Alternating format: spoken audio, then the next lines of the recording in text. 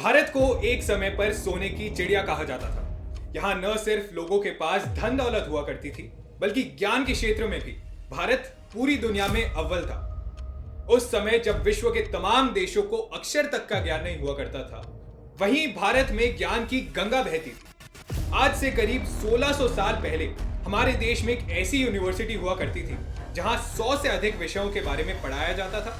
1000 से अधिक स्टूडेंट्स यहां अध्ययन किया करते थे और 1500 से अधिक आचार्य और पंडित यहां पर शिक्षा देते थे। और सबसे बड़ी बात यह है कि शिक्षा पूरी तरीके से मुफ्त होती थी। दोस्तों, मैं बात कर रहा हूं नालंदा यूनिवर्सिटी की, जो बिहार ही नहीं बल्कि पूरे भारत की शान हुआ करती थी। इस यूनिवर्सिटी में अलग अलग देशों के युवा पढ़ने आते थे।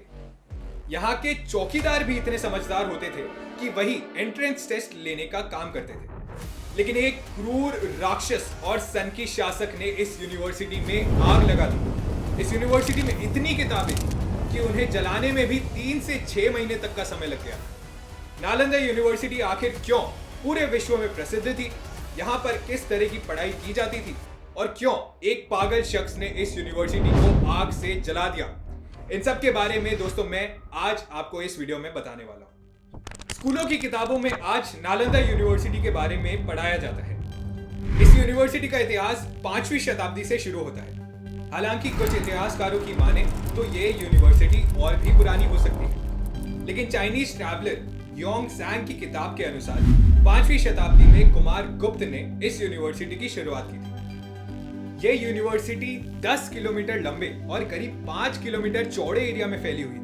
आप इसी बात से अंदाजा लगा सकते हैं कि ये कितनी विशाल यूनिवर्सिटी थी। 10,000 स्टूडेंट्स के रहने के लिए यहाँ पर अलग अलग कमरे बने हुए थे और पढ़ाई के लिए 300 से भी अधिक रूम्स और प्रयोगशालाएं यहाँ पर थी। विभिन्न प्रांतों और देशों से आए लोगों को विभिन्न भाषाओं में यहाँ पर पढ़ाया जाता था। कई बार लोगों को लगता है कि ये यूनिवर्सिटी में आचार्य और पंडित पढ़ाया करते थे, तो यहाँ पर सिर्फ शायद वेद और धर्म और पुराणों के बारे में ही पढ़ाया जाता होगा। लेकिन असल में यह अपने समय के मुकाबले काफी मॉडर्न और एडवांस्ड यूनिवर्सिटी थी।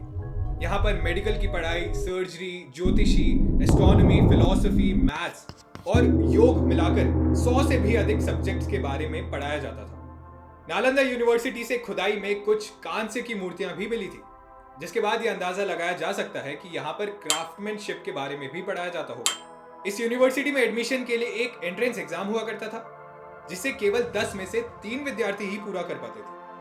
आपको जानकर यह भी हैरानी होगी कि ये एंट्रेंस एग्जाम चौकीदार लिया करते थे, लेकिन यूनिवर्सिटी के चौकीदार आज की तरह नहीं थे।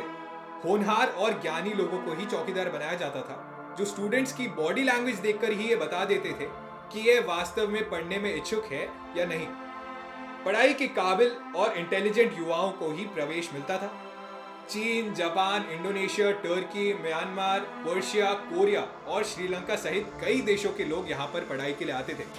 इस यूनिवर्सिटी की एक और खास बात यह थी कि यहाँ पर आने वाले बच्चों को पैसों की भी कोई चिंता नहीं होती थी। विद्यार्थियों का रहना, खाना, उनके वस्त्र का खर्चा सब कुछ यूनिवर्सिटी ही अफोर्ड कर लिया करती थी। चाहे कोई अमीर हो या गरीब, किसी भी जात का हो, सबके साथ यहाँ पर एक ही जैसा व्यवहार किया जाता था। स्टूडेंट्स को एक कठिन दिनचर्या और बिहेवियर का पालन यहाँ पर करना पड़ता था। यहाँ आपके मन में एक सवाल और पैदा हो सकता है कि यूनिवर्सिटी चलाने के लिए पैसा कहाँ से आता हो। असल में राजाओं ने करीब 200 गांव इस यूनिवर्सिटी को भेंट कर दिए थे। उन गांवों से आने वाला टैक्स और अन्य से ही यूनिवर्सिटी का संचालन होता था। यह यूनिवर्सिटी शांति का संदेश देती थी। इसी स्थान पर भगवान महावीर और भगवान बुद्ध ने उपदेश दिया था। यूनिवर्सिटी में जगह जगह भगवान बुद्ध की प्रतिमाएं भी लगी हुई थी। इस यूनिवर्सिटी का सबसे बड़ा आकर्षण यहाँ का पुस्तकालय यानी लाइब्रेरी था। लाइब्रेरी का नाम धर्मगंज रखा हुआ था, जो आज के समय में मौजूद किसी भी लाइब्रेरी से काफी बड़ा हुआ करती थी। करीब 90 लाख किताबें इस लाइब्रेरी में मौजूद थी। लाइब्रेरी की 3 इमारतें थी और एक इमारत तो 9 मंजिल की बताई जाती है। लाइब्रेरी में कागजों की किताब नहीं थी, क्योंकि उस समय तो कागज होता ही नहीं था। सभी किताबों को हाथों से तामपत्र यानी कॉपर की प्लेटों और शिलालेखों पर लिखा जाता था। कहा जाता है कि उपनिषद की ओरिजिनल कॉपी भी यहाँ पर मौजूद थी। उन ताड़पत्रों और शिलालेखों को बनाने में सैकड़ों वर्षों का समय लगता था और उनमें लिखा ज्ञान अमूल्य था। यदि आज वह ज्ञान हमारे पास होता तो शायद भारत सैकड़ों वर्ष पहले से ही दुनिया में एक महाशक्ति बन चुका हो। यूनिवर्सिटी में पढ़ने वाले सभी विद्यार्थी विद्वान बनकर निकले थे। आर्यभट्ट, नागार्जुन और हर्षवर्धन जैसे लोगों ने यहाँ पर शिक्षा प्राप्त की थी। यह दुनिया की पहली यूनिवर्सिटी थी जहाँ पर हॉस्टल की व्यवस्था मौजूद थी। दूर दूर तक इस यूनिवर्सिटी को टक्कर देने वाला कोई भी नहीं था। कुछ विदेशी ताकतों को यह यूनिवर्सिटी पसंद नहीं आई। शांति की प्रतीक इस यूनिवर्सिटी ने खून का नंगा नाच अपनी आंखों से देखा। तुर्की के शासक बख्तियार खिलजी ने इस यूनिवर्सिटी को तहस नहस कर आग के हवाले कर दिया। यहाँ मौजूद हजारों स्टूडेंट्स और सैकड़ों आचार्यों को उसने मौत के घाट उतार दिया। असल में बख्तियार खिलजी मूर्ति पूजकों का कट्टर विरोधी था। मूर्ति पूजा करने वालों को मारना वह अपना धर्म समझता था। उसे यह बात भी बर्दाश्त नहीं थी कि भारतीय संस्कृति पर आधारित इस यूनिवर्सिटी में इतने ज्ञानी लोग कैसे हो सकते हैं।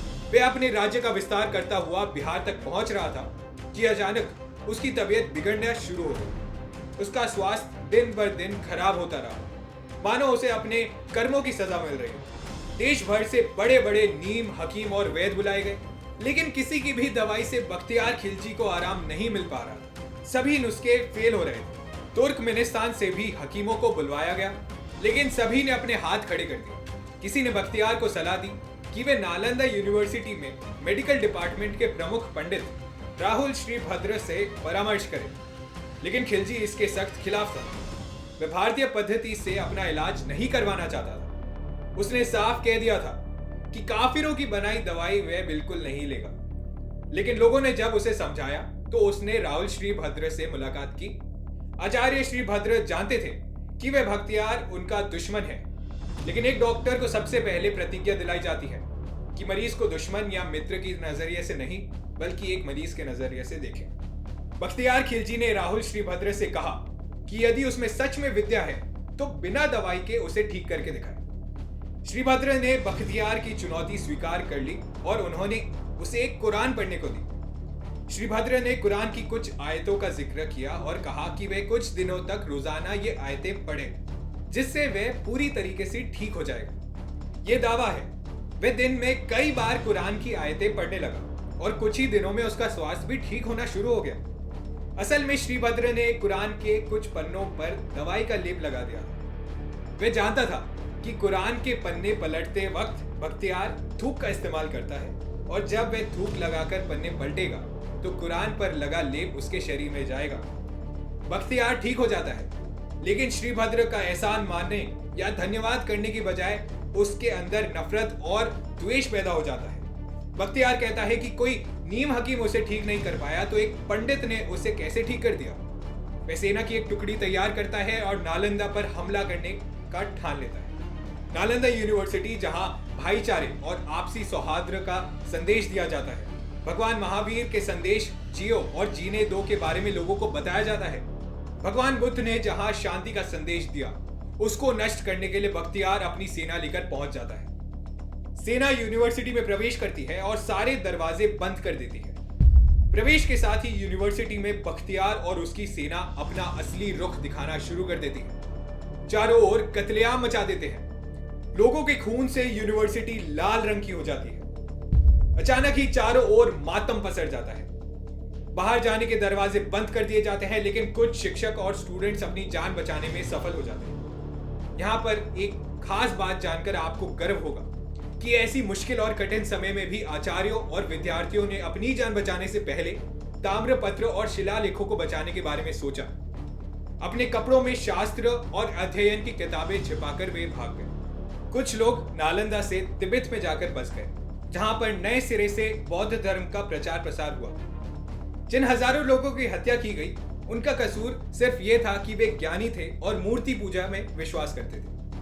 जाते वक्त बख्तियार खिलजी ने पूरे विश्वविद्यालय में आग लगा दी। ज्ञान की गंगा प्रवाहित करने वाली यूनिवर्सिटी धू धू कर जलने लगी। आग की लपटें देख आसपास रहने वालों की आंखों में आंसू आ गए। इस यूनिवर्सिटी को पूरे जलने में 6 महीने का समय लगा। सैकड़ों वर्षों की रिसर्च को बख्तियार ने नष्ट कर दिया। भारत ने उस समय जो खोया था वह अमूल्य था। दोस्तों, 19वीं शताब्दी में एक ब्रिटिश ऑफिसर ने चाइनीज ट्रैवलर की किताब के आधार पर नालंदा यूनिवर्सिटी के बारे में पता लगाया। वह किताब में लिखे पते पर पहुंचा, जहां पर उसे कुछ पुरानी ईंटों के अवशेष नजर आए। उसने वहां पर खुदाई करवाई और एक पूरी यूनिवर्सिटी के बारे में दुनिया को पता चला। नालंदा यूनिवर्सिटी का केवल 5% हिस्सा ही 19वीं शताब्दी में खोजा गया था। पूरी यूनिवर्सिटी जमीन के नीचे दब गई थी। यह यूनिवर्सिटी देख हर कोई हैरान हो गया था। खुदाई के दौरान यहाँ पर तांबे की प्लेट्स, पत्थर के अभिषेक, कुछ ताम्रपत्र, सिक्के, बर्तन और यहाँ तक कि चावल के जले हुए दाने भी मिले थे। भगवान बुद्ध और भगवान महावीर की कुछ प्रतिमाएं भी खुदाई में नजर आई। आज ये जगह एक प्रसिद्ध टूरिस्ट प्लेस बन गई है। 2006 में डॉक्टर एपीजे अब्दुल कलाम ने इस यूनिवर्सिटी को रिस्टोर कराने का सपना देखा और भारत सरकार ने इस पर काम करना भी शुरू कर दिया। अब नालंदा यूनिवर्सिटी की स्थापना यहाँ पर हो चुकी है और बड़ी संख्या में विद्यार्थी यहाँ पर पढ़ने भी आते हैं। हालांकि आज की यूनिवर्सिटी की तुलना ओरिजिनल नालंदा यूनिवर्सिटी से करना पूरी तरीके से बेमानी है।